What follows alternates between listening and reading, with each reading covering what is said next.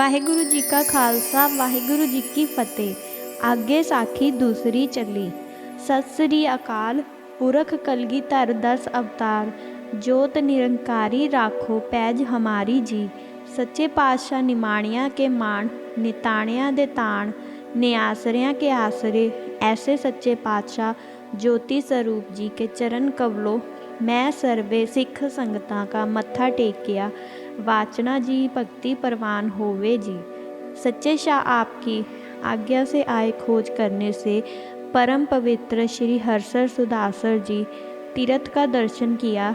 मन बड़ा आनंद हुआ और आपकी दया करके माता गंगा का हरसर भी प्राप्त होया। श्री जपजी साहिब जी के पाठ करके कड़ाह प्रसाद करवाकर अरदास करके फुल्लां भी श्री रामसर जी थों इशनान करवा के रावी के बीच प्रवाह कर दिए। बड़ा बैराग हुआ। अब आपको दर्शन करने को मन हुआ है। ऐसी प्रार्थना लिखकर अरदास लफाफे में बंद करके हिम्मत दे के हाथ विखे देकर यह कहा कि आप जल्दी जाकर सच्चे पातशाह का दर्शन करो और असी भी 5 दिन तीकर श्री महाराज के दर्शन विच हाज़र होवांगे। हिम्मत दे यह बात सुनकर बड़ा प्रसन्न हुआ और बड़े आनंद से दिन रात चला। सतलुज से पार लंघ कर आनंदपुर विखे जाए पहुँचा। सच्चे पातशाह जी दे हजूर जा करके बैठ के शीस निवाकर भेटां दियाँ तां श्री गुरु जी संगत से समाचार पूछा। अरदास पढ़कर संगत को मान दिया और वचन किया, सिखो हिम्मत दे को लो जाओ, गर्म जल से स्नान करवा के दूध छकाओ, रस्ते का थकेमा उतर जाएगा। सिक्का ने थोड़े दिन तक श्री हरसर जी में हर रोज़ श्री जपजी साहिब जी का पाठ करके और फुल परवा कर आनंद सुयंगत होकर कड़ाह प्रसाद करवाए कर अरदासा सोध कर अधीन होके चलने की तैयारी करी। धीरे धीरे चल सतलुज स्नान करके जाए। गुरु जी के दर्शन किए और चरणों में शीश निवाए दर्शन पाया। शोभा रूपी तखत पर दीवान में श्री सतगुरु जी विराजमान थे। सिख दर्शन करके निहाल हुए और कहा, वाह श्री गुरु नानक जी और गोबिंद सिंह जी, तेरी सच्ची कला सच्चा फरमान। सिखों के प्रेम से मगन हुआ।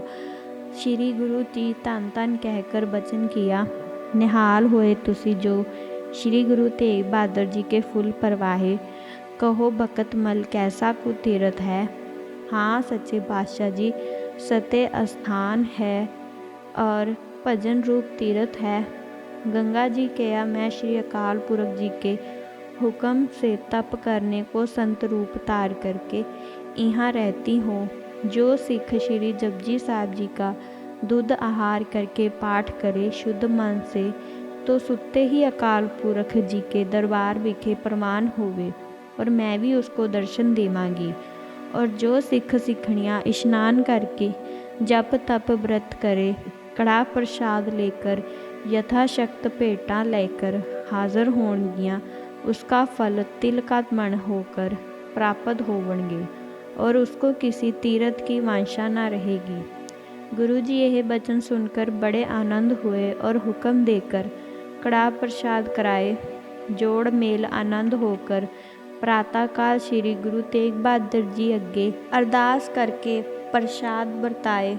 आज्ञा को पाकर लांगड़ी तुरंत उद्यम करके श्री वाहिगुरु जी का जाप करके प्रसाद अमृत वेले तैयार कर दीवान गुरु के विखे लेकर हाज़र हुआ।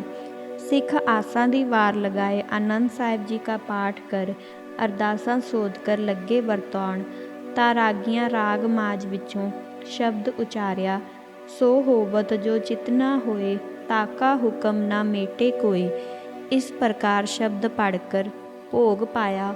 बोलो भाई जी वाहिगुरु। आगे साखी तीसरी चली। गुरु जी बहादुरगढ़ दरबार लगा के बैठे। लोका हरिजन फड़े जो जहर दे के गऊ हत्या करते सन, तां गुरु जी हुक्म दिता, जेकर सच कहोगे तां छड्डांगे। उन्हां सच कहा, ਅਸੀਂ ਚੰਮਾਂ ਦੇ ਅਰ ਮਾਸ ਦੇ ਲੋਭ ਪਿੱਛੇ ਮਾਰਨੇ ਹਾਂ। ਹੁਕਮ ਹੋਇਆ ਸਿੱਖੋ ਛੱਡ ਦਿਓ। ਸਿੱਖਾਂ ਅਰਜ਼ ਕੀਤੀ, ਗੁਰੂ ਜੀ ਸਾਡਾ ਕੀ ਹਾਲ? ਹੋਰ ਲੋਕ ਰਾਜੇ ਜੰਗਲੀ ਮਿਰਗਾਂ ਦਾ ਸ਼ਿਕਾਰ ਮਾਰਦੇ ਹਨ, ਹਰੀਜਨ ਭੈਂਸ ਗਊਆਂ ਮਾਰ ਕੇ ਸ਼ਿਕਾਰ ਕਰਦੇ ਹਨ, ਇਹਨਾਂ ਕਈ ਪਸ਼ੂ ਮਾਰ ਗਵਾਏ ਹਨ। ਤਾਂ ਗੁਰੂ ਜੀ ਬਚਨ ਕੀਤਾ, ਤੁਸੀਂ ਪਸ਼ੂਆਂ ਦੀ ਤੁੱਚਾ ਦਾ ਮੋਲ ਲੈ ਕੇ ਉਸਦੀ ਗਊ ਖਰੀਦ ਕੇ ਟਹਿਲ ਕਰੋ, ਤੁਹਾਡਾ ਪੁੰਨ ਹੋਏਗਾ, ਫਿਰ ਕੋਈ ਨਾ ਮਰੇਗਾ, ਗਊ ਰੱਛਿਆ ਹੋਵੇਗੀ। ਸਿੱਖਾਂ ਪੁੱਛਿਆ, ਹੇ ਗੁਰੂ ਜੀ, ਜੋ ਕਿ ਸ਼ੋਹਤ ਮੰਨਦੇ ਹਨ। ਤਾਂ ਗੁਰੂ ਜੀ ਬਚਨ ਕੀਤਾ, ਸ਼ਬਦ ਅੰਧਾ ਗਾ ਆਗੂ ਜੇ ਥੀਆ, ਕਿਉ ਪਾਦਰੂ ਜਾਵੇ। ਹਰੀਜਨ ਗਊਆ ਕੋ ਜ਼ਹਿਰ ਦੇ ਕਰ ਮਾਰ ਦਿੰਦੇ ਹਨ ਵਾਸਤੇ ਚਮੜੇ ਦੇ, ਸੋ ਇਹਨਾਂ को ਮਜ਼ਦੂਰੀ ਦੇਣੀ ਚਾਹੀਏ, ਚੰਮ ਨਹੀਂ ਦੇਣਾ ਚਾਹੀਏ, ਕਿਉਂ ਜੋ ਗਊ ਹੱਤਿਆ ਇਹ ਨਾ ਕਰਨ। ਅੱਗੇ ਰਾਜ ਬ੍ਰਾਹਮਣਾਂ ਦਾ ਸੀ, ਖੱਤਰੀ ਵੈਸ਼ ਸ਼ੂਦਰ ਇਹ ਸਭ ਲੱਗੇ ਨਾਮਦਾਨ ਇਸ਼ਨਾਨ ਦੇ ਸਾਧਨ ਕਰਨ। ਉਹਨਾਂ ਦਾ ਤੇਜ ਵੱਧ ਗਿਆ। ਫਿਰ ਬ੍ਰਾਹਮਣਾ ਕ੍ਰੋਧ ਕੀਤਾ, ਜਪ ਤਪ ਛੋੜ ਕਰ ਕਰਮ ਕਸਾਈ ਬਣੇ। ਨੀਚ ਧਾਰੀ ਲੋਕਾਂ ਪਾਸ ਬਹੁਤ ਧਨ ਹੈ, ਜਿਸ ਕਰਕੇ ਨੁਕਸਾਨ ਹੋਵੇ ਸੋ ਕੁਛ ਲਿਖੋ। ਫਿਰ ਗੁਣ ਔਗੁਣ ਸ਼ੋਹਤ ਲੱਗੇ ਦੱਸਣ। ਸ਼ਬਦ ਨਰੂ ਮਰੈ ਨਰੂ ਕਾਮੇ ਨਾ ਹੋਵੇ, ਪਸ਼ੂ ਮਰੈ ਦਸ ਕਾਜ ਸਵਾਰੇ। ਰਾਜੇ ਬਾਬੂ ਕਿਸੇ ਕੰਮ ਚੰਮ ਦੀ ਸ਼ੋਅ ਨਹੀਂ ਰੱਖੀ, ਚਾਰ ਬਰਨ ਸ਼ੋਹਤ ਨਹੀਂ ਰੱਖਦੇ। ਖੇਤੀ ਕਰਨ ਵਾਲੇ ਕੱਚੇ ਚੰਮਾਂ ਦੇ ਰਸੇ ਵਰਤਮਾਨ ਕੀਤੇ ਚਰਸੇ ਬੋਕੇ ਵਰਤਦੇ ਹਨ। ਰਾਜੇ ਛਤਰੀ ਚੰਮ ਦੇ ਕਮਰ ਕੱਸੇ ਕਰਦੇ हैं। देवता के द्वारे विखे सारंगी डड ढोलकी जोड़ियाँ वर्तमान है, और ब्राह्मण जुत्तियाँ मनसा के लेंदे हन। तांते चाहिए हरिजना से चम लेकर मजूरी खर्च कर जोड़ा बनवा कर बेहंगम सिखा को पहना देवो। बोलो श्री वाहिगुरु जी। एक सिख ने अर्ज करी, मैं नौ धी दी रीत करा। गुरु जी बचन किता, सिखा तू गुरु ग्रंथ साहिब दा पाठ करा, बाल रचया होवेगी। होर रीत करने से नौ धियां दा पर्दा जाहिर होता है। गर्भमान होना दूसरा जन्म है। कई मामा कई लड़के बिनस जाते हैं, ते तुसी इस दी शादी दा शुकराना मनाया करो। नाम दान दे के भजन पाठ कराओ, सो इसदा भला होवे। चौपई सिख गुरु के आज्ञा मानी, साखी भोग जो पाए ज्ञानी। केसगढ़ को गुरु पधारे, सिंह वाहिगुरु मुखो उचारे। आगे साखी चौथी चली। श्री गुरु जी केसगढ़ साहिब जी दीवान लगा के बैठे। हुक्म हुआ, सिखो 5 खंडे लियाओ, एक साढ़े सीस दा सीस रछिया वास्ते और 4 चारों साहिबजादियां वास्ते ले आओ।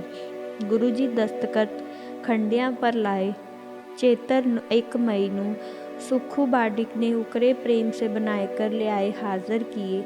गुरु जी देख प्रसन्न हुए और वचन किया, सिखा निहाल और हे सिखा, हे खंडा मेरा स्वरूप है।